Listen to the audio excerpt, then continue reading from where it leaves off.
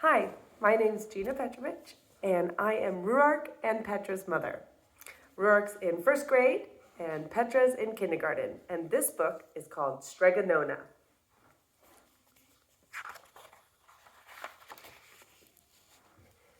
In a town in Calabria a long time ago, there lived an old lady everyone called Strega Nona, which means grandma witch. Although all the people in the town talked about her in whispers, they all went to see her if they had troubles. She could cure a headache with oils and a hairpin. She made special potions for girls who wanted husbands, and she was very good at getting rid of warts. But Strega Nona was getting old, and she needed someone to help her keep her little house and garden, so she put up a sign in the town square. And Big Anthony, who didn't pay attention, went to see her. "Anthony," said Strega Nona, "you must sweep the house and wash the dishes. You must weed the garden, and you must pick the vegetables. You must feed the goat and milk her. And you must fetch the water. For this, I will give you 3 gold coins and a place to sleep and food to eat." "Oh, grazie," said Big Anthony. "The one thing you must never do is touch the pasta pot.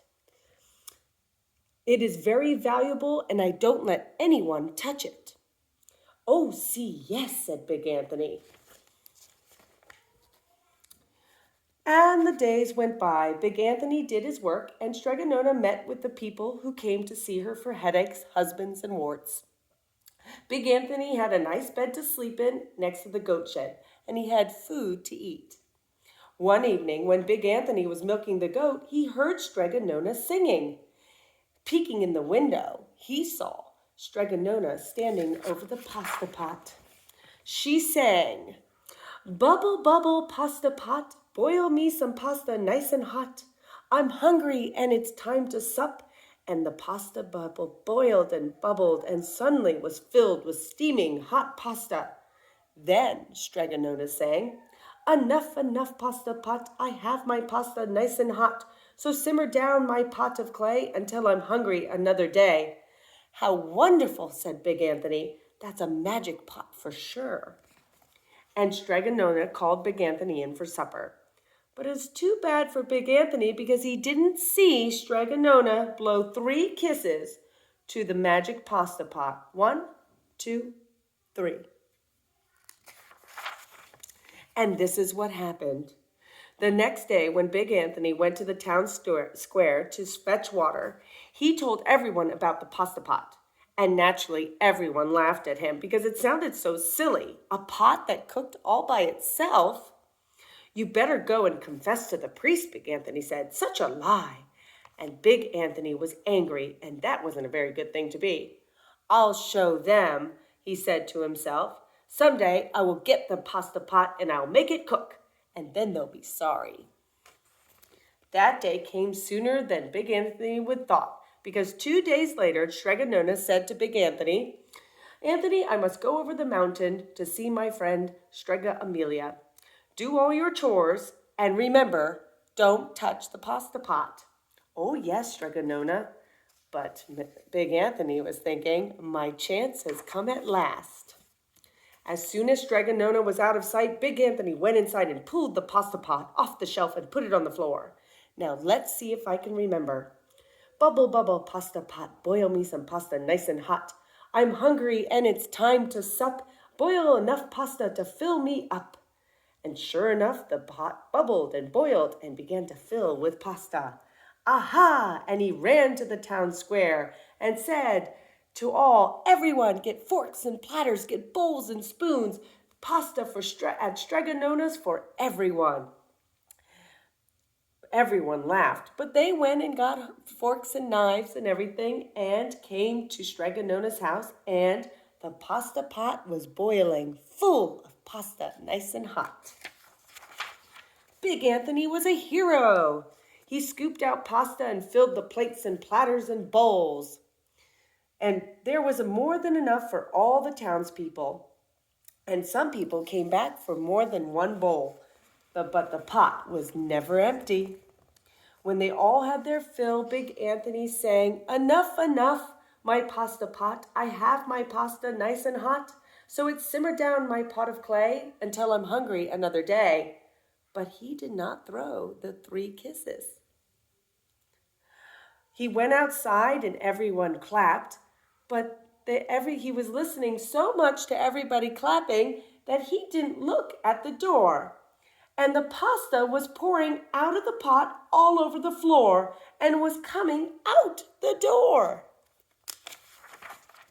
Big Anthony rushed in and shouted the magic words again, but the pot kept bubbling. He took the pot off the floor, but the pasta kept pouring out of it.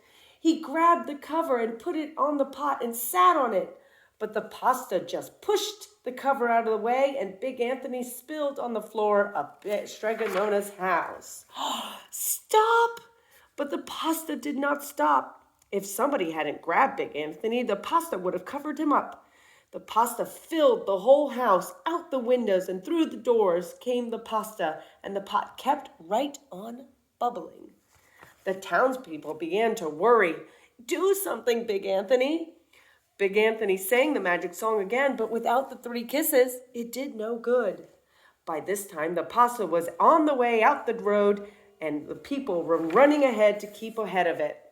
"We must protect our town from the pasta," shouted the mayor. "Get the matches and tables and make a barricade."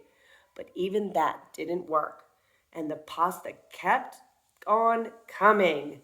See, it's coming down the hill. "We are lost," said the people, "The pasta will cover our town." Look at all the pasta. And it certainly would have had Strega Nona not come down the road home from her friend. She did not have to look twice to know what happened.